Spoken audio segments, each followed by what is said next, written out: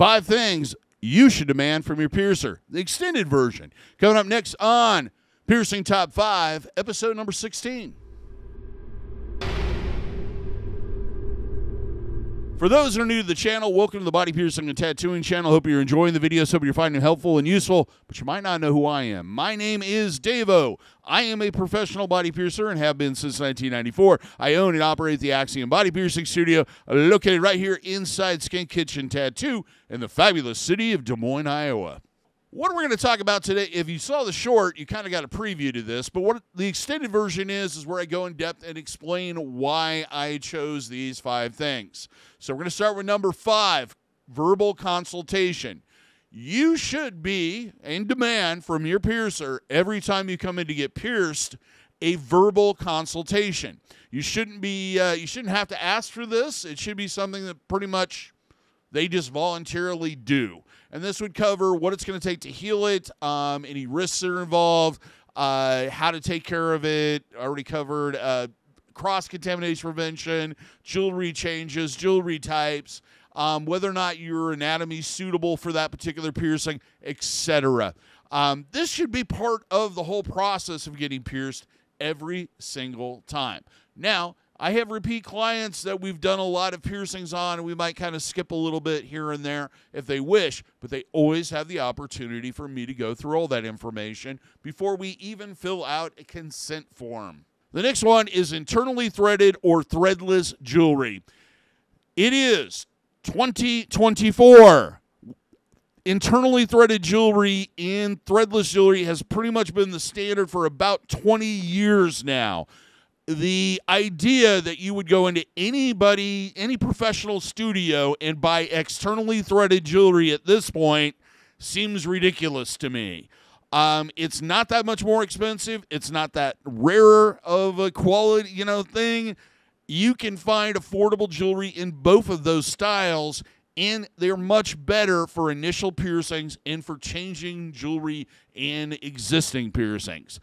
So, always demand internally threaded or threadless jewelry. Number 3, certified implant-grade titanium jewelry should be their base jewelry. In this day and age, titanium is a lot easier to find. It is not as rare as it once was, and it's not quite as expensive as it was.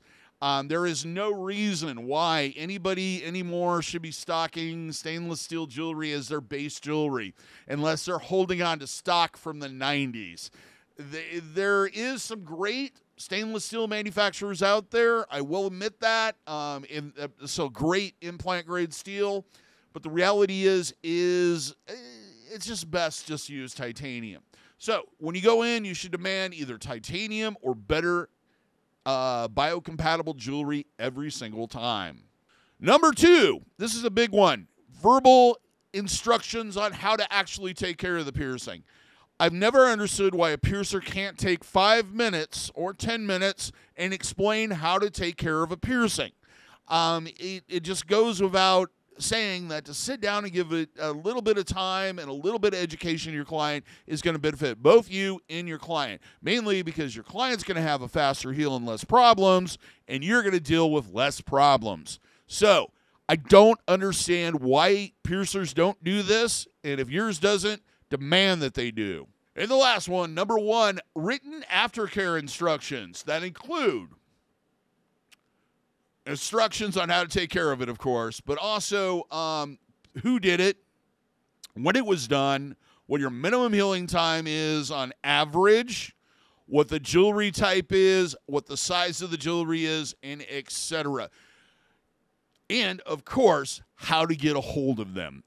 This I don't understand either. It takes, 2 seconds to write down the jewelry size and type?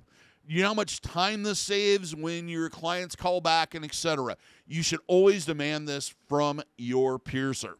And one that didn't quite make the list is upfront pricing. I don't understand this. I get part of it because you can get people into the studio and kind of committed to getting it done.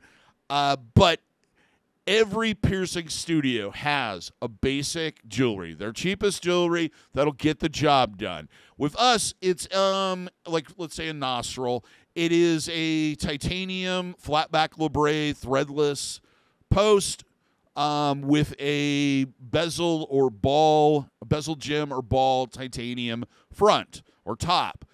That's going to be $75. Now, it's going to go up from there depending on the jewelry you choose, and it can get up really high with some of those gold pieces. But the reality is, when somebody calls in, I say that price, $75, and includes everything. It shouldn't be, oh, it's $50, and then you get there, and there's, well, you know, your jewelry could vary between $300 and $400, or any of this other nonsense. They should be able to tell you flat out, this is what it's going to cost for you to get in the door and out the door, period.